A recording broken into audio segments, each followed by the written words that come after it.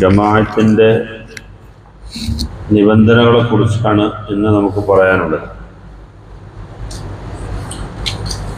ജമാഅത്തായി നിസ്കരിക്കുമ്പോൾ ശ്രദ്ധിക്കേണ്ട 7 കാര്യങ്ങൾ ഇന്ന് നമുക്ക് പരാമർശിക്കാം. ഒന്നാമത്തെ കാര്യം, മൗമൂമായ ആള് ഞാൻ മൗമൂമാണ് എന്ന് കരുതണം, അല്ലെങ്കിൽ ജമാഅത്തിന്റെ കൂലി കിട്ടുകയില്ല.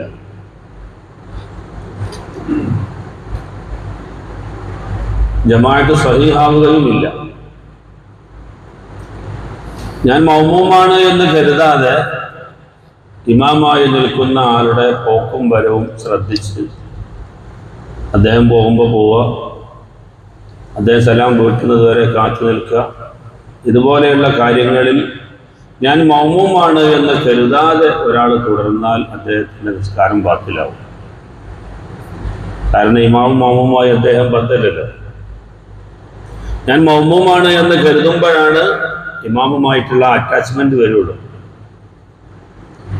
അതേസമയം ഞാൻ ഇമാമാണ് എന്ന് കരുതിയില്ലെങ്കിലും ജമാഅത്തിന് പ്രശ്നമില്ല.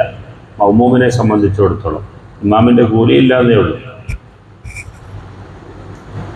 ജുമുഅ നിസ്കാരത്തിൽ ഇമാമായാലും മൗമൂമായാലും ജമാഅത്തിനെ കരുതിയിരിക്കണം, അത് നിർബന്ധമാണ്. കാരണം ജമാഅത്തായിട്ടല്ലാതെ ജുമുഅയില്ല. ജുമുഅക്ക് 40 ആളുകൾ നിർബന്ധമാണ്. അതുകൊണ്ട് ഇമാമും മൗമൂമും ജമാഅത്തിനെ കരുതിയിരിക്കണം, അത് ജുമുഅക്ക് നിർബന്ധമാണ്. ജുമുഅ അല്ലാത്ത നിസ്കാരത്തിൽ ഞാൻ ഇമാമാണെന്ന് കരുതിയില്ലെങ്കിലും മൗമൂമിന് ജമാഅത്തിന്റെ കൂലി കിട്ടും. ഇമാമിന് ജമാഅത്തിന്റെ കൂലി കിട്ടണമെങ്കിൽ ഇമാമാണെന്ന് ഇമാമും കരുതിയിരിക്കണം. ഇമാമ് കരുതിയില്ലെന്ന് കരുതി മൗമൂമിന് അത് പ്രശ്നമല്ല. അപ്പൊ ജമാഅത്തിന്റെ കൂലി ലഭിക്കാൻ മൗമൂമായ ആള് ഞാൻ ഇമാമിനോട് തുടർന്ന് നിസ്കരിക്കുന്നു എന്ന് കരുതലാണ്.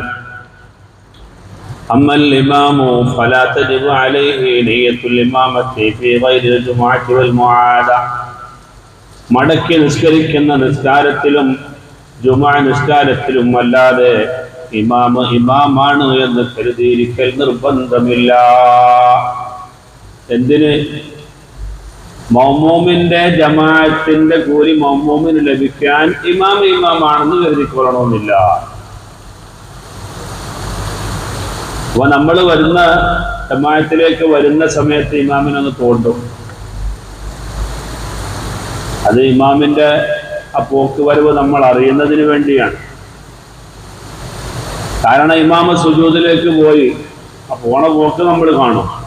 പക്ഷെ ഇമാമ് സുജൂദിൽ നിന്ന് ഉയരുമ്പോൾ ഒന്നും ശബ്ദിക്കാതെയാണ് ഉയരുന്നതെങ്കിൽ ഇമാമിന്റെ പോക്ക് വരവ് നമ്മൾ അറിയില്ലല്ലോ.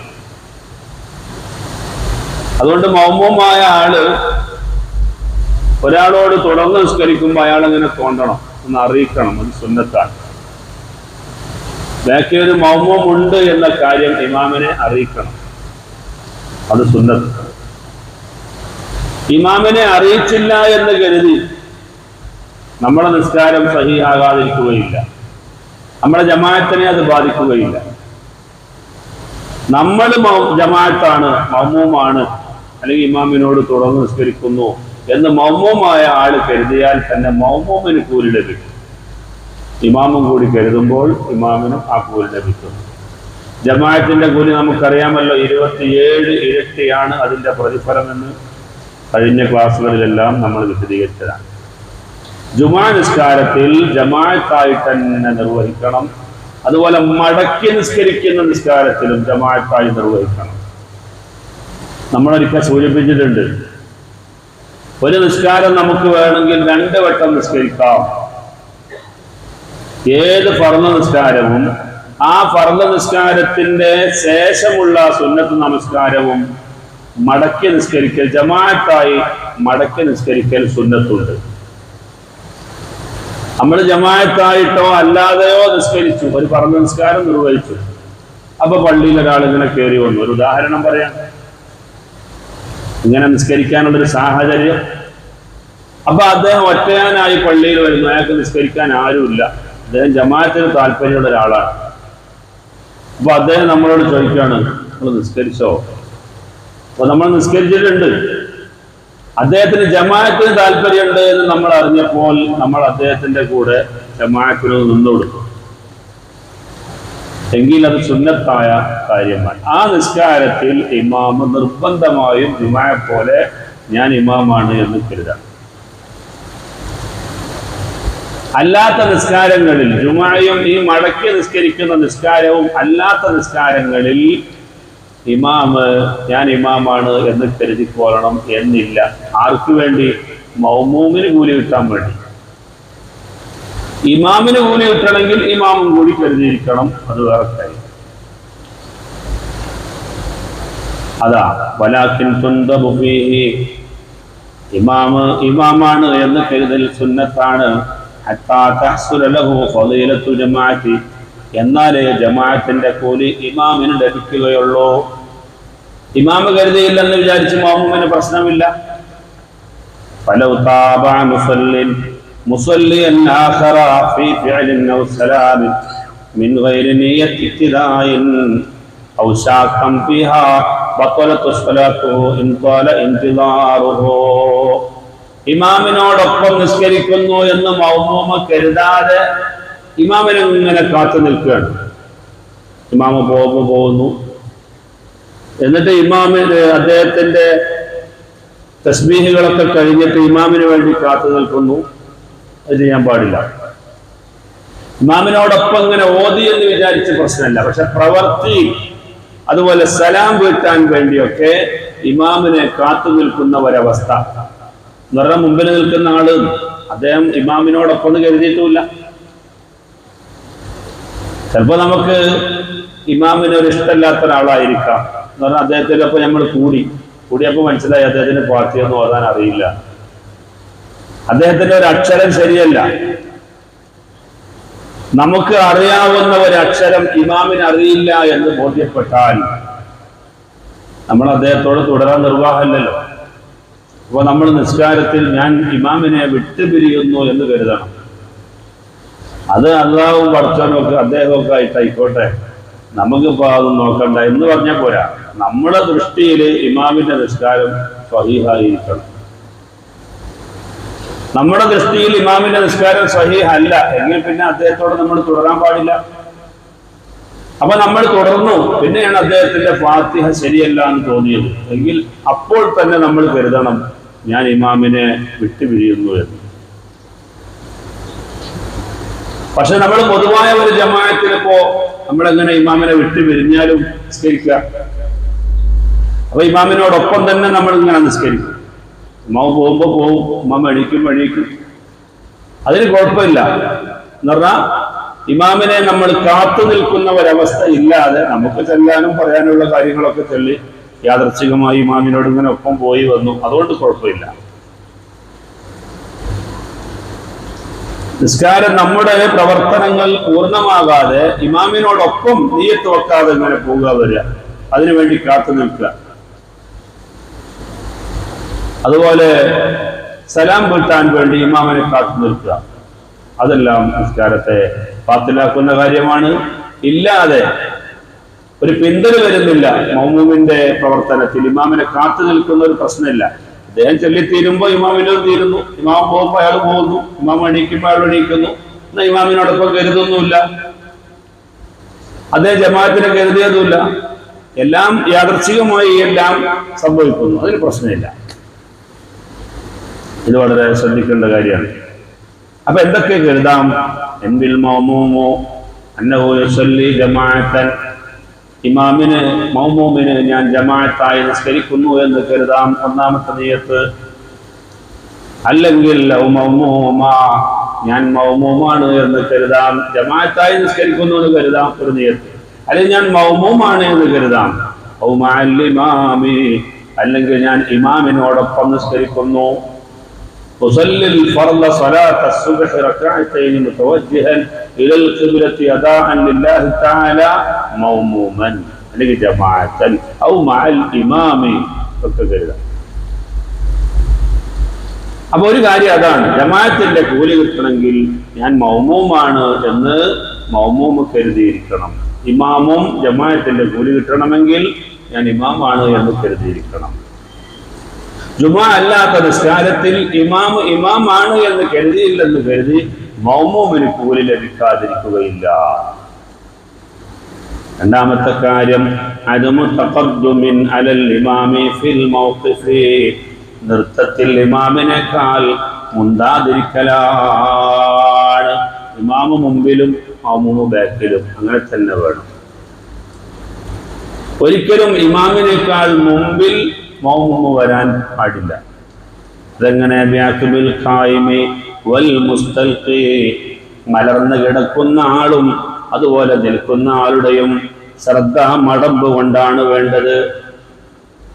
നിൽക്കുന്ന ആളുടെ മടമ്പ്, കിടക്കുന്ന ആള്, മലർന്ന് കിടക്കുന്ന ആള് ഇങ്ങനെയാണല്ലോ, ഇങ്ങനെ കിടക്കേണ്ടത്.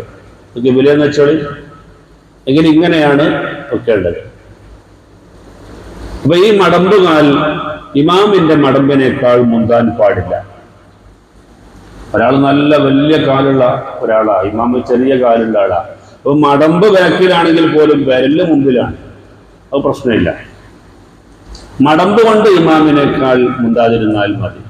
ഒപ്പമാകൽ കറാഹത്താണ്. അതാ ഇരിക്കുന്ന ആള് അദ്ദേഹത്തിന്റെ പൃഷ്ഠഭാഗം കൊണ്ട് ഇമാമിനേക്കാൾ മുന്താതിരിക്കണം. അപ്പൊ ആദ്യമേ ഇരുന്ന് നിസ്കരിക്കുന്ന ഒരാളാണ് എങ്കിൽ അദ്ദേഹത്തിന്റെ പൃഷ്ഠഭാഗം ഇമാമിനേക്കാൾ മുന്താതിരിക്കുക. അഭിരംബിൽ ചെരിഞ്ഞു കിടന്ന് നിസ്കരിക്കുന്ന ആള് തന്റെ പാശം ഇമാമിന്റെ മടമ്പിനേക്കാൾ മുന്താതിരിക്കുക. ഇതാണ് രണ്ടാമത്തെ കാര്യം. ഇമാമിനേക്കാൾ മൗമൂം മുന്താൻ പാടില്ല. അപ്പൊ ഒന്ന് ജമാഅത്ത് കരുതുക, രണ്ടാമത്തെ ഇമാമിനേക്കാൾ മുന്താതിരിക്കുക. മൂന്നാമത്തത് അൽ ഇൽമു ബിൻതിഖാലിൽ ഇമാം, ഇമാമിന്റെ പോക്കുവരവിന് മൗമൂമ് അറിയണം, അത് ആവശ്യമാണ്. അതെങ്ങനെ? ബിറുയത്തില്ലഹു, ഇമാമിന്റെ നേരിട്ട് ഇങ്ങനെ കാണുന്നുണ്ട്. ഔലി ബാലി സൊഫിൻ, വലിയ ജമാഅത്താകുമ്പോ ഇമാമിനെ കാണൂല. അപ്പൊ സൊഫിന്റെ ബാല് കണ്ടാൽ മതി, എന്നാലും സഹിഹാകും. ഔ ബിസമാഇ സൗതിഹി, അല്ലെങ്കിൽ ശബ്ദത്തെ കേൾക്കൽ കൊണ്ട് ഇമാമിന്റെ പോക്കുവരവ് അറിയണം. ഇപ്പൊ മേലാണ്ടോ ഈ മൂടി ഇങ്ങനെ അടച്ചിടുകയും ചെയ്താൽ ഇമാമിന് അറിയാനുള്ള മാർഗം എന്താണ്? സൗണ്ട് കേൾക്കുക എന്നുള്ളതാണ്. ഈ മൂടി ഇങ്ങനെ അടച്ചിടും ചെയ്തു, ഇമാമിന്റെ ശബ്ദം ഒന്നും അങ്ങോട്ട് കേൾക്കുന്നില്ല എങ്കിൽ പിന്നെ അവിടെ നിസ്കരിക്കുന്നവരുടെ നിസ്കാരം സഹിഹാവുകയില്ല. കാരണം ഇമാമിന്റെ പോക്കുവരവ് അറിയുന്നില്ല. ഇമാം എന്താ ചെയ്യുന്നതെന്ന് ഒരു റേഞ്ചും ഇല്ലല്ലോ. പിന്നെ മാമൂമികളുടെ നിസ്കാരം എങ്ങനെ സഹിയാവും? അതുകൊണ്ട് പഴയ കാലത്ത് ഈ ദ്വാരം വളരെ ശ്രദ്ധിച്ചിരുന്നു. കാരണം കരണ്ട് ചിലപ്പോ കട്ടായി പോയാൽ മാമൂമികൾക്ക് കേൾക്കാൻ വേറെ മാർഗങ്ങൾ ഉണ്ടാവില്ല. ഇന്നിപ്പോ ഇൻവെർട്ടർ ഉള്ളതുകൊണ്ട് കരണ്ട് പോയാലും അതിന്റെ സഹായത്തോടെ മാമൂമികൾക്ക് അത് കേൾക്കാം. അപ്പൊ ഒന്നിരിക്കൽ ഇമാമിനെ നേരിട്ട് കാണുക, അല്ലെങ്കിൽ ഇമാമിനോടൊപ്പം നിസ്കരിക്കുന്ന ആളുകളുടെ സ്വഫ് കാണുക, ചുരുങ്ങിയത് ഇമാമിന്റെ ശബ്ദം കേൾക്കുക, അല്ലെങ്കിൽ മുബല്ലിഗിന്റെ ശബ്ദം കേൾക്കുക. ഇതാണ് ഇമാമിന്റെ പോക്ക് വരവ് അറിയുക എന്ന് പറയുന്നത്. ഇപ്പൊ ഗൾഫില് ഹറമുകളിലൊക്കെ നമ്മൾ കണ്ടില്ലേ, ഇമാം എവിടെയോ നിൽക്കുകയാണ്, സ്വഫുകൾ ഇങ്ങനെ മുറിയാതെ പോവുകയാണ്. പക്ഷെ അവിടെയൊക്കെ ശ്രദ്ധിക്കേണ്ട ഒരു കാര്യമുണ്ട്. ശാഫിഈ മദ്ഹബ് പ്രകാരമാണ് ഈ പറയുന്നത്. ഹനഫി ബാഗുള്ള മദ്ഹബുകളിലൊക്കെ കുറെ എക്സ്ക്യൂസ് ഉണ്ട്. അത് വേറെ കാര്യം. പറഞ്ഞുകൊണ്ട് തന്നെ നമ്മൾ വേറെ ആരെങ്കിലും ചെയ്യുന്നത് കണ്ട് നമ്മൾ ചെയ്യരുതെന്നാ പറഞ്ഞത്. കടകളിലൊക്കെ ചിലപ്പോൾ ഹറമിലെ ഇമാമിനോട് കടകളിൽ വന്ന് തുടർന്ന ആൾക്കാരുണ്ട്. കടയിലിരിക്കുന്ന ആൾക്കാരുണ്ടല്ലോ കച്ചവടത്തിന്, ഹറമിലെ നിസ്കരിക്കുന്നുണ്ടാവും, ചിലപ്പോൾ ഇവിടെ TV ഉണ്ടാവും. എന്നിട്ട് ആ ഹറമിലെ ഇമാമിനെ ഈ TV കണ്ടിട്ട് എന്തിങ്ങനെ നിസ്കരിക്കുക ആൾക്കാർ. അത് സ്വഹിയാവുകയില്ല. പള്ളി അല്ലാത്തയിടത്താകുമ്പോൾ കുറെ കാര്യങ്ങൾ ശ്രദ്ധിക്കാനുണ്ട്, അത് നമുക്ക് പറയണം. അപ്പോ ഒന്നിരിക്കും ഇമാമിനെ കാണുക, അല്ലെങ്കിൽ സ്വഫ് കാണുക, അല്ലെങ്കിൽ ഇമാമിന്റെ ശബ്ദം കേൾക്കുക, അല്ലെങ്കിൽ മുബല്ലിഗിന്റെ ശബ്ദം കേൾക്കുക. ആ ഇമാമിന്റെ ശബ്ദത്തിൽ പോകുന്ന അല്ലാഹു അക്ബർ എന്ന് ഇമാം പറയുമ്പോൾ മറ്റാളുകളുണ്ട് അല്ലാഹു അക്ബർ, ഈ ശബ്ദമെങ്കിലും മഅ്മൂം കേൾക്കണം, അപ്പോഴേ തുടർച്ച സ്വഹിയാവുകയുള്ളൂ. ഇനി കേട്ടോളി. അറാബിയോ, നാലാമത്തേത് ഇജ്തിമാഉഹുമാ ബിമക്കാനിൻ, ഒരു സ്ഥലത്ത് തന്നെ രണ്ടുപേരും ഒരുമിക്കണം. ഇത് ജമാഅത്തിന്റെ ഒരു നിബന്ധനയാണ്. ശർത്തുൽ ഇജ്തിമാഇ ഫിൽ മസ്ജിദി, പള്ളിയിൽ ഒരുമിക്കുമ്പോൾ നിബന്ധനയുണ്ട്. ഇംകാനുൽ ഇസ്തിത്റാഖി അലാ, സാധാരണയിൽ ഇമാമിലേക്ക് ചെന്നെത്താൻ പറ്റണം. പള്ളിയിലുള്ള ഇമാമിനോട് തുടരുമ്പോൾ എങ്ങനെയെങ്കിലും ഇമാമിലേക്ക് ചെന്നെത്താനുള്ള ഒരു മാർഗം പള്ളിയിൽ മുഖേന തന്നെ ഉണ്ടാകണം. ഇപ്പൊ നമ്മുടെ ഈ അടിയിൽ നിൽക്കുന്ന ഇമാമിലേക്ക് മേലെ നിൽക്കുന്ന ആളുകളുടെ നിസ്കാരം സ്വഹീഹാകണമെങ്കിൽ പള്ളി മുഖാന്തരം തന്നെ ഇമാമിലേക്ക് ചെന്നെത്താനുള്ള ഒരു മാർഗം ഉണ്ടാകണം. നമ്മുടെ ഈ പള്ളിയിലുള്ള ഈ കോണി പള്ളിയിൽ തന്നെ ആകണം. ഈ പള്ളിയിലുള്ള കോണി പുറത്തായിരുന്നെങ്കിൽ മേലെയുള്ള ആളുകളുടെ നിസ്കാരം സ്വഹീഹാവുകയില്ല. കാരണം പള്ളിയിൽ നിൽക്കുന്ന ഒരു ഇമാമിനോട് കുറച്ച് സ്വഹീഹാകണമെങ്കിൽ പള്ളിയിലൂടെ തന്നെ ഇമാമിലേക്ക് എത്താനുള്ള ഒരു മാർഗം വേണം. അതുകൊണ്ടാണ് ഒരുപാട് സഫുകൾക്ക് വിഘ്നം സൃഷ്ടിക്കുന്ന ഒരു കോണി പള്ളിയിൽ തന്നെ ഉണ്ടാകണം എന്ന് നമ്മൾ നിർബന്ധം പിടിക്കുന്നത്. കാരണം പള്ളിയിൽ നിസ്കരിക്കുന്ന ഇമാമിനോട് തുടരാൻ പള്ളിയിലൂടെ തന്നെ ഇമാമിലേക്ക് ചെന്നെത്താനുള്ള ഒരു വഴി, സാധാരണയുള്ള ഒരു വഴി.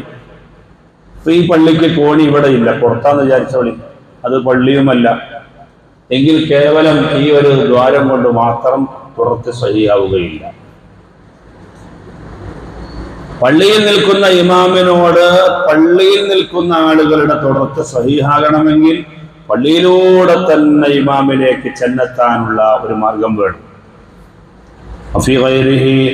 പള്ളി അല്ലാത്തയിടത്ത് നിൽക്കുന്ന മഅ്മൂമിനെ സംബന്ധിച്ചിടത്തോളം സലാസത്തു ഉമൂരിൻ, മൂന്ന് കാര്യങ്ങൾ ശ്രദ്ധിക്കാനുണ്ട്.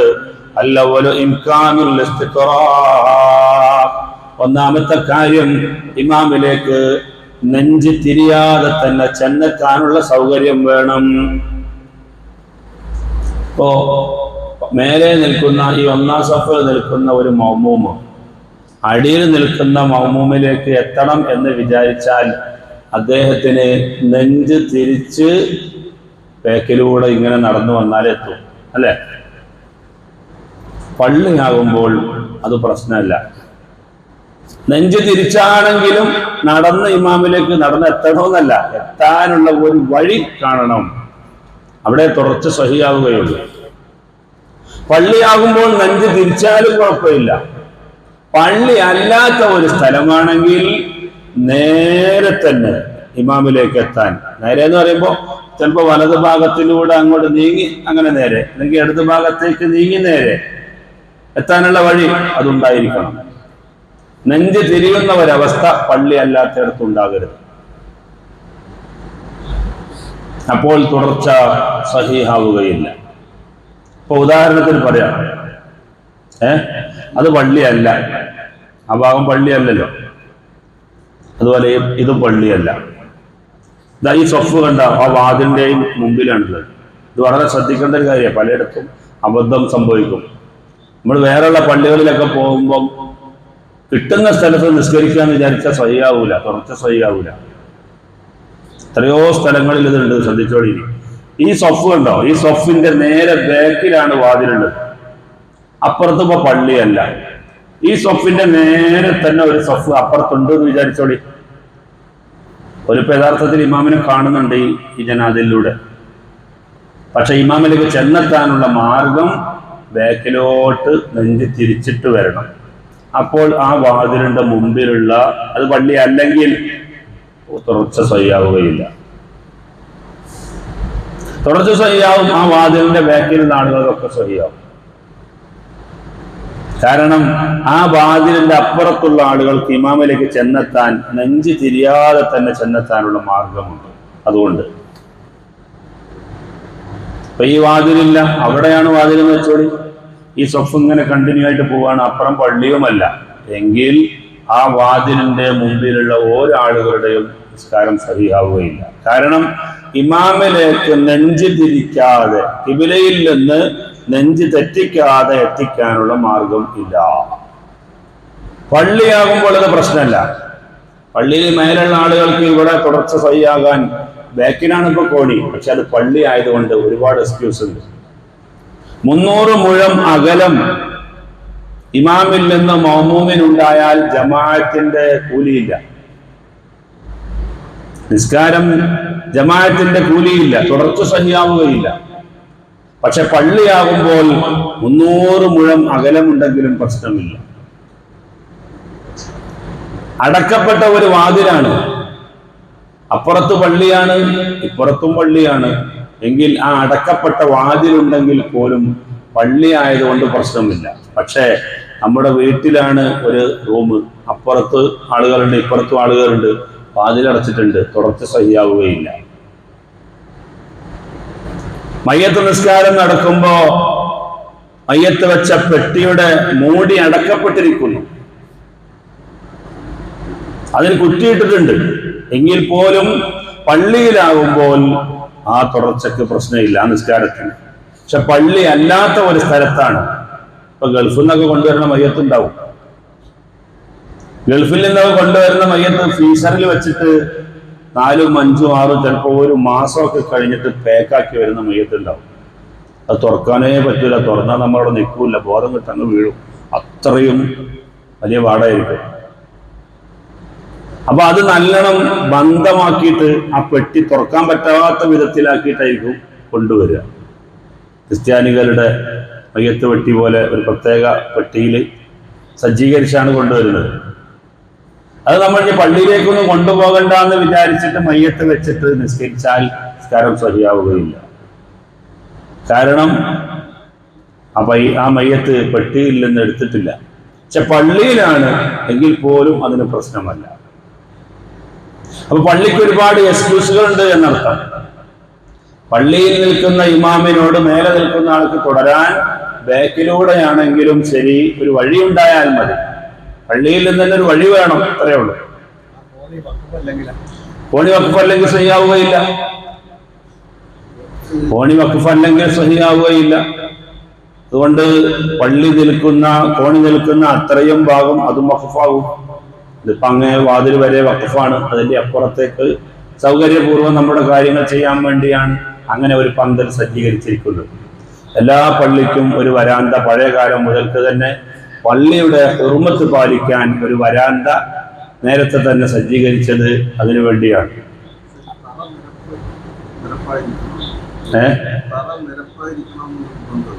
ഇല്ല, തര ഇമാമും മഅ്മൂമും 2 തട്ടിലായി നിൽക്കൽ കറാഹത്താണ്, കാരണങ്ങളില്ലാതെ. ഇവിടെ ഇപ്പൊ നമ്മുടെ 2 തട്ടായി നിൽക്കുന്നുണ്ട്. അങ്ങ് പള്ളി കഴിഞ്ഞാൽ അത് അവിടുത്തെ ഒരു സ്റ്റെപ്പിന്റെ രൂപം അങ്ങനെയാണ്, അതേ ചെയ്യാൻ പറ്റുള്ളൂല്ലോ. എന്നാലും അത് സമമായ രൂപത്തിൽ പറ്റുമെങ്കിൽ അതാണ് ഏറ്റവും നല്ലത്. ഇമാമും മഅ്മൂമുമായി 2 തട്ടിൽ നിൽക്കൽ കറാഹത്താണ്, കാരണങ്ങളില്ലാതെ. വരുന്ന പള്ളിയിൽ അങ്ങനെ നിൽക്കാനല്ലാതെ ഇപ്പൊ അയാൾക്ക് JCB ആയിട്ട് വരാൻ പറ്റൂലല്ലോ. അപ്പൊ അതുകൊണ്ട് വരുന്ന പള്ളി അങ്ങനെ ഉള്ളൂ, അവിടെ അങ്ങനെ നിൽക്കാം. കാരണങ്ങളില്ലാതെ ഇമാമും മഅ്മൂമും 2 തട്ടിലായി നിൽക്കാൻ പാടില്ല. എന്നാൽ ഉയർച്ചയിലും താഴ്ചയിലുമായി നിൽക്കാൻ പാടില്ല, അത് കറാഹത്താണ്. അപ്പൊ പള്ളി അല്ലാത്തയിടത്ത് ശ്രദ്ധിക്കേണ്ട കാര്യം, ഇമാമിലേക്ക് ചെന്നെത്താനുള്ള മാർഗം ഖിബലയിൽ നിന്ന് നെഞ്ച് തിരിക്കാതെ തന്നെ ഇമാമിലേക്ക് ചെന്നെത്താനുള്ള മാർഗമാണ്. രണ്ടാമത്തേത് ഖുർബുൽ മസാഫത്തി ബിഅല്ലാ യദീദ മാ ബൈനഹുമാ അലാ 300 ദിറാഇൻ തഖരീബാ. 300 മുഴത്തേക്കാൾ ഇമാമിൽ നിന്ന് അകന്ന് നിൽക്കാൻ പാടില്ല പള്ളി അല്ലാത്തയിടത്ത്. പള്ളിയിലാവുമ്പോൾ 300 മുഴാണെങ്കിലും തുടർച്ചയ്ക്ക് പ്രശ്നമില്ല. ഒരു കാര്യം നമ്മൾ ശ്രദ്ധിക്കണം, 3 മുഴത്തേക്കാൾ അകലം നിന്നാൽ തന്നെ ജമാഅത്തിന്റെ കൂലിയില്ല, അത് വേറെ കാര്യം. എന്നാൽ ജമാഅത്ത് തന്നെ സഹിയാവൂല എപ്പോ 300 മുഴത്തേക്കാൾ കൂടുതൽ അകലം പള്ളി അല്ലാത്തയിടത്ത് നിന്നാൽ. പള്ളിയിലാണെങ്കിൽ അതൊന്നും പ്രശ്നമല്ല. അപ്പൊ ഇവിടെ ആ ഹൗലുങ്കര വരെ പള്ളിയാന്ന് വിചാരിച്ചോളി, നിങ്ങൾ സങ്കല്പിച്ചോളി, വഖഫ് ചെയ്തിട്ടുണ്ട്. ഒരാൾ അവിടുന്ന് അങ്ങ് തക്ബീർ ഇട്ടാണ്, ഇവിടുത്തെ ഇമാമിനോട് അവിടെ ഒന്നാണ് തക്ബീറിട്ട് 100 റക്അത്ത് ഇമാമോട് നിസ്കരിക്കുന്നു എന്ന് പറഞ്ഞിട്ട് ആ ഹൗദിന്റെ അവിടെ പള്ളിയാണ്, കയറുന്ന അവിടെ പള്ളിയാണ് എങ്കിൽ അദ്ദേഹത്തിന്റെ തുടർച്ച സഹിയാവും, ജമാഅത്ത് സഹിയാവും. പക്ഷേ ജമാഅത്തിന്റെ കൂലിയില്ല. കാരണം ഇമാമിന്റെയും മഅ്മൂമിന്റെയും ഇടയിൽ 3 മുഴത്തേക്കാൾ കൂടുതൽ അകലം പാടില്ല. പക്ഷെ ഇപ്പോൾ അത് പള്ളിയല്ല, അതുകൊണ്ട് ആ തുടർച്ച തന്നെ സഹീഹല്ല. വളരെ ശ്രദ്ധിക്കണം. അതുപോലെ മൂന്നാമത്തേത് ഇമാമിനെ കാണുന്നതിന് വിലക്കാവുന്ന തടസ്സങ്ങൾ ഇല്ലാതിരിക്കണം പള്ളിയല്ലാത്തടത്ത്. ഇപ്പൊ ചില വീടുകളിലൊക്കെ തറാവീഹ് നിസ്കാരം നിർവഹിക്കുന്നു സ്ത്രീകള്. അവരുടെ ഇമാമ് അന്യനായ ഒരാളായി, അപ്പൊ അദ്ദേഹത്തെ കാണണ്ടെന്ന് വിചാരിച്ചിട്ട് ഇമാമ് നിന്ന് അതിന്റെ ബാക്കിൽ ഒരു മറ സ്ഥാപിക്കും. ആ മറയ്ക്ക് ബാക്കിലാണ് പെണ്ണുങ്ങൾ നിൽക്കുക എങ്കിൽ ആ തുടർച്ച സ്വഹീഹാവുകയില്ല. കാരണം ഇമാമിനെ കാണുന്നില്ല. ഇമാമിന്റെയും മഅ്മൂമിന്റെയും ഇടയിൽ മറയുണ്ടാകാൻ പാടില്ല. പള്ളി അല്ലാത്തടുത്താ പറയുന്നത്. പള്ളിയിൽ പ്രശ്നമില്ല. അപ്പൊ നമ്മളെ പള്ളിയിൽ AC വെച്ചു ഉദാഹരണത്തിന്, നമ്മൾ എല്ലാ സമയത്തും AC ഓണാക്കുമ്പോൾ നമുക്ക് വലിയൊരു ചെലവ് വരും. അപ്പൊ നമ്മൾ അഡീഷണൽ ആയിട്ടൊരു പാർട്ടിഷൻ ചെയ്യാണ് ഇവിടെ. ഉദാഹരണം പറയാം, ഗ്ലാസിന്റെ പാർട്ടിഷൻ. അപ്പുറം പള്ളി അല്ലാന്നും വിചാരിച്ചോളി നിങ്ങൾ. എങ്കിൽ അവിടുത്തെ ആളുകൾക്ക് ഇവിടുത്തെ ഇമാമിനോട് തുടർച്ച സഹീഹാകാൻ ഇമാമിനെ കാണുന്ന ഒരു സാഹചര്യം ഉണ്ട്, ഗ്ലാസ് ആയതുകൊണ്ട്. അങ്ങനെ ഉണ്ടായാൽ മതി, പ്രശ്നമില്ല. അതേസമയം ആ ഗ്ലാസിന് പകരം അവിടെ ഒരു മറയാണ്. ഇമാമിനെ അപ്പുറത്തേക്ക് കാണുന്നില്ല, അവിടെ പള്ളിയുമല്ല എങ്കിൽ ആ തുടർച്ച സഹിയാവുകയില്ല. അപ്പുറത്ത് പള്ളിയാണ്, അവിടെ ഒരു മറ ഉണ്ട്. ആ മറ ഗ്ലാസ് അല്ല, നല്ല മറയാണ്, എന്നാൽ പോലും തുടർച്ച സഹിയാവും. അങ്ങനെ പള്ളിയാണ്. അപ്പൊ ചിലയിടങ്ങളിലൊക്കെ ഇപ്പൊ ഉണ്ടാവും, ഉള്ളിൽ AC വെക്കും, പുറം പള്ളിയല്ല. അങ്ങനെയുള്ള സമയത്ത് നമ്മൾ ശ്രദ്ധിക്കേണ്ടത് ആ ഗ്ലാസ് കാണാൻ പറ്റുന്ന വിധത്തിലുള്ള ഗ്ലാസ് ആക്കുക, ഇമാമിനെ കാണാൻ. പിന്നെ ശബ്ദവും കേൾക്കും, കുഴപ്പമില്ലല്ലോ. അതാണ് ശ്രദ്ധിക്കേണ്ടത്. പിന്നെ 5-മത്തെ കാര്യം, ചില സുന്നത്തുകളിൽ ഇമാമിനോട് എതിരാകാൻ പാടില്ല, ഇമാമിനോടൊപ്പം പോകണം. ഉദാഹരണം, ഇമാമ് തിലാവത്തിന്റെ സുജൂദ് ചെയ്താൽ മഅ്മൂമ് ചെയ്യണം. തിലാവത്തിന്റെ സുജൂദ് ഇമാമ് ചെയ്തില്ലെങ്കിൽ മഅ്മൂമ് ചെയ്യാനും പാടില്ല. അവിടെ ഇമാമിനോട് തിലാവത്തിന്റെ സുജൂദിന്റെ വിഷയത്തിൽ ഇമാമിനോട് 2 നിലയിലും യോജിക്കണം. ഇമാമ് ചെയ്താൽ ചെയ്യണം, ചെയ്തില്ലെങ്കിൽ ചെയ്യാൻ പാടില്ല. അതേസമയം സഹവിന്റെ സുജൂദോ ഇമാമ് ചെയ്താൽ ചെയ്യണം, ഇമാമ് ചെയ്തില്ലെന്ന് കരുതി മഅ്മൂമ് ഒഴിവാക്കണം എന്നില്ല. ഫിഅലൻ ലാ തർക, ഇതാണ് സഹവിന്റെ സുജൂദിലുള്ള നിയമം. ഉദാഹരണത്തിന് ഇമാമ് ഖുനൂത്ത് ഒഴിവാക്കി, മഅ്മൂമ് ഒഴിവാക്കി, എന്നിട്ട് ഇമാമ് സഹവിന്റെ സുജൂദ് ചെയ്യാതെ സലാം വീട്ടി. മഅ്മൂമിന് അങ്ങനെ സലാം വീട്ടി കൊള്ളണമെന്നില്ല, വേണമെങ്കിൽ അദ്ദേഹം ചെയ്തിട്ട് സലാം വീട്ടിയാൽ മതി.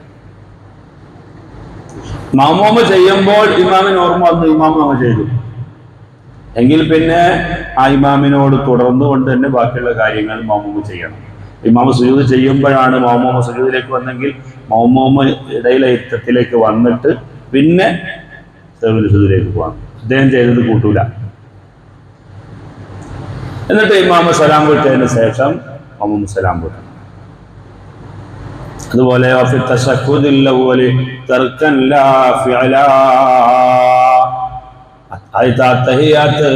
ഇമാം ഇരുന്നില്ല, തഹയ്യാത്ത് ഇമാമ ഇരുന്നില്ല എങ്കിൽ മഅ്മൂമും തഹയ്യാത്തിൽ ഇരിക്കാൻ പാടില്ല. ഒരു ചെറിയ ഒരു ഇരുത്തെങ്കിലും ഇമാമ ഇരുന്നിരുന്നു എങ്കിൽ മഅ്മൂമിന് അവിടെ ഇരിക്കാം. ഉദാഹരണത്തിന് ദുഹർ നിസ്കരിക്കുമ്പോൾ ഇടയിലെ ആദ്യത്തെ തഹയ്യാത്ത് ഉണ്ടല്ലോ, ആ തഹയ്യാത്ത് ഇമാമ് മറന്നുകൊണ്ടാണ് എണീറ്റ് പോയി എങ്കിൽ മഅ്മൂമും അതുപോലെ ചെയ്യണം. ഇമാമ് ജസ്റ്റ് ഒരു ഇസ്തിറാഹത്തിന്റെ ഇരുത്ത ഇരുന്നിട്ട് അണിച്ചു പോയത് എങ്കിൽ മഅ്മൂമിന് അത് തഹയ്യാത്താക്കിയിട്ട് തന്നെ ഓതാം. ആ ഇരുത്തം പോലും ഇമാമ് ഇരുന്നില്ല എങ്കിൽ മഅ്മൂമും ഇരിക്കാൻ പാടില്ല. കാരണം ഇമാമിനോട് എതിരാകുന്ന സുന്നത്തുകൾ, ചില സുന്നത്തുകളിൽ ഇമാമിനോട് എതിരായാൽ നിസ്കാരത്തിന്റെ ആ ഭംഗിയെ അത് ബാധിക്കും. അത്തരം കാര്യങ്ങളിൽ പരമാവധി ഇമാമിനോട് യോജിച്ചു പോകണം എന്ന് മഹാന്മാരായ ഫുഖഹാവ് പറയുകയാണ്.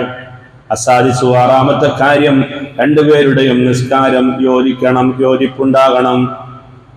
മയ്യത്ത് നിസ്കരിക്കുന്ന ആളുടെ ബാക്കിൽ ദുഹർ നിസ്കരിക്കാൻ പറ്റുമോ? ഇല്ല. കാരണം നിസ്കാരത്തിന് കോർവയില്ല. രണ്ടാളുടെ നിസ്കാരം ശൈലി മാറിപ്പോയി. ഒന്ന് റുക്കൂഉം സുജൂദും ഇല്ലാത്ത നിസ്കാരമാണ്, മറ്റൊന്ന് റുക്കൂഉം സുജൂദും ഉള്ള നിസ്കാരമാണ്. അത് രണ്ടും തമ്മിൽ യോജിപ്പില്ല.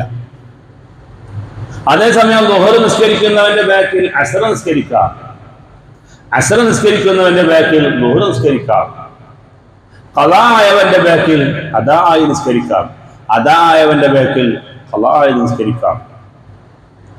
തറാവീഹ് നിസ്കരിക്കുന്നവന്റെ ബാക്കിൽ സുബഹി നിസ്കരിക്കാം, സുബഹി നിസ്കരിക്കുന്നവന്റെ ബാക്കിൽ തറാവീഹ് നിസ്കരിക്കാം. തുടർച്ച സഹീഹാകും, കൂലിയുമുണ്ട്. പക്ഷെ അതിനേക്കാളും നല്ല കൂലി ഒറ്റക്ക് നിസ്കരിക്കലാണ്. നമ്മൾ ദുഹർ ഖളാഉള്ള ആളാണ് എങ്കിൽ ആദ്യം നമ്മൾ ദുഹർ നിസ്കരിക്കണമല്ലോ. അസറിന്റെ ടൈമായി, അവിടെ അസറിന്റെ ജമാഅത്ത് നടക്കുന്നുണ്ട്. ദുഹർ ഖളാ ആയ ഒരാളാണെങ്കിൽ, കാരണമില്ലാത്ത ദുഹർ ഖളാ ആയ ആള് ജമാഅത്ത് നടക്കുന്നുള്ള സമയത്താണെങ്കിൽ പോലും ആദ്യം ദുഹറാണ് നിസ്കരിക്കേണ്ടത്. അദ്ദേഹത്തിന് ഇപ്പോൾ നടന്നുകൊണ്ടിരിക്കുന്ന അസറിന്റെ ജമാഅത്തിൽ പങ്കെടുക്കാൻ പറ്റുമോ? പറ്റും, കുഴപ്പമൊന്നുമില്ല. ജമാഅത്തായി നിസ്കരിച്ചതിന്റെ കൂലിയും ഉണ്ട്. പക്ഷേ അതിനേക്കാൾ വലിയ കൂലി ഒറ്റക്ക് നിസ്കരിക്കലാണ്. കാരണം ഒന്ന് നിസ്കാരം അസറാണ്, ഇവിടുത്തെ നിസ്കാരം ദുഹൂറാണ്. സുബഹി ഒരുപാട് ഖളാഉള്ള ഒരാളാണ്. പള്ളിയിൽ ഇപ്പോൾ ഒരു ദിവസം 20 റക്അത്ത് തറാവീഹ് റമദാൻ നിസ്കരിക്കും. ആ ഇമാമിനോട് തുടർന്ന് നിസ്കരിക്കാൻ പറ്റുമോ? സുബഹി ഖളാ വിട്ടാൻ പറ്റും. നിസ്കാരം സഹിയാവും. ഒന്ന് ഫർളാണ്, നിസ്കരിക്കുന്ന സുബഹി ഫർളാണ്, ഇമാമിന്റെ നിസ്കാരം സുന്നത്താണ്. സുന്നത്തിനോടൊപ്പം ഫർള് തുടർന്നാൽ തുടർച്ച സഹിയാകുമോ? സഹിയാകും, കുഴപ്പമൊന്നുമില്ല. പക്ഷേ അങ്ങനെ ജമാഅത്തായി നിർവഹിക്കുന്നതിനേക്കാൾ കൂലി ഒറ്റക്ക് നിസ്കരിക്കലാണ് ഇത്തരം ഘട്ടത്തിൽ. കാരണം അവിടുത്തെ നിസ്കാരങ്ങൾ തമ്മിൽ യോജിപ്പില്ല, അതുണ്ടാകണം. അതാണ് പറയുന്നത്. ദുഹർ നിസ്കരിക്കുന്നവന്റെ പിന്നിൽ അസറും, അസർ നിസ്കരിക്കുന്നവന്റെ പിന്നിൽ ദുഹറും, ഖളാഇന്റെ പിന്നിൽ അദാവും, അദാഇന്റെ പിന്നിൽ ഖളാവും, സുന്നത്തിന്റെ പിന്നിൽ ഫർളും, ഫർളിന്റെ പിന്നിൽ സുന്നത്തും, വിത്തറിന്റെ പിന്നിൽ തറാവീഹും, തറാവീഹിന്റെ പിന്നിൽ വിത്തറും എല്ലാം സഹിഹാവുന്നതാണ്. പക്ഷേ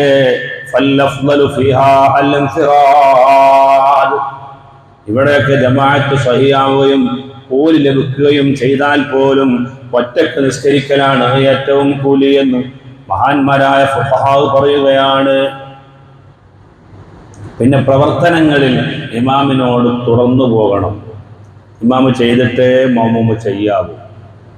ഇതാണ് 7ാമത്തെ കാര്യം. അതുമായി ബന്ധപ്പെട്ടുകൊണ്ട് കൂടുതൽ കാര്യങ്ങൾ പറയാനുണ്ട്. ഇൻഷാ അല്ലാഹ് നാളെ നമുക്ക് പറയണം. അല്ലാഹു സുബ്ഹാനഹു വ തആല തൗഫീഖ് ചെയ്യുമാറാവട്ടെ. ഇതുവരെ പറഞ്ഞ കാര്യങ്ങളിൽ ആർക്കെങ്കിലും സംശയമുണ്ടെങ്കിൽ ചോദിക്കാം. അല്ലാഹു തആല നാം പറഞ്ഞ ഇൽമുകളൊക്കെ നമ്മിൽ നിന്ന് ഖബൂൽ ചെയ്യുമാറാവട്ടെ. നമ്മുടെ എല്ലാ അമലുകളും അല്ലാഹു സ്വീകരിക്കുമാറാവട്ടെ. അർഹമുർ റഹീമായ റബ്ബേ, ഈ മഹത്തായ മജ്ലിസിന്റെ, മഹത്തായ ഈ മാസത്തിന്റെ സമയത്തിന്റെ ബർക്കത്ത് കൊണ്ട് ഞങ്ങളുടെ ജീവിതത്തിൽ വന്നുപോയ എല്ലാ പാപങ്ങളും നീ പൊറുക്കണേ റഹ്മാനെ. അല്ലാഹുവേ, ഞങ്ങളുടെ ഹലാലായ മുറാദുകളെ ഹാസിലാക്കണേ റഹ്മാനെ. ഞങ്ങളുടെ കടങ്ങളെ വീട്ടിത്തരണേ റഹ്മാനെ. ഞങ്ങളുടെ ദുനിയാവും ആഖിറവും നീ ഇസ്സത്തിലാക്കണേ റഹ്മാനെ. ഞങ്ങളിൽ നിന്ന് മരണപ്പെട്ടു പോയ മുഴുവൻ മുഅ്മിനീങ്ങളുടെയും അർവാഹുകളിലേക്ക് ഈ മാനീയ സദസ്സിന്റെ മഹത്വവും പ്രതിഫലവും നീ എത്തിക്കണേ റഹ്മാനെ. ഞങ്ങൾക്ക് വേണ്ടി ദുആ ചെയ്യുന്ന സ്വാലിഹീങ്ങളായ മക്കളെയും സജ്ജനങ്ങളെയും ഞങ്ങളുടെ അനന്തരക്കാരായി നൽകണേ റഹ്മാനെ. അല്ലാഹുവേ, ഞങ്ങളുടെ മഈശത്തിന് നീ ബർക്കത്ത് ചെയ്യണേ റഹ്മാനെ. ഞങ്ങളുടെ ഹലാലായ വരുമാനം നീ വർദ്ധിപ്പിച്ചു തരണേ റഹ്മാനെ. ദുനിയാവിലും ആഖിറത്തിലും ഞങ്ങൾക്ക് നീ ഇസ്സത്ത് നൽകണേ അല്ലാഹ്. ആമീൻ ബിറഹ്മതിക യാ അർഹമർ റഹീമീൻ. സല്ലല്ലാഹു അലാ മുഹമ്മദ് സല്ലല്ലാഹു അലൈഹി വസല്ലം. സല്ലല്ലാഹു അലാ മുഹമ്മദ് സല്ലല്ലാഹു അലൈഹി വസല്ലം. اللهم صل على محمد يا رب صل عليه وسلم. السلام عليكم.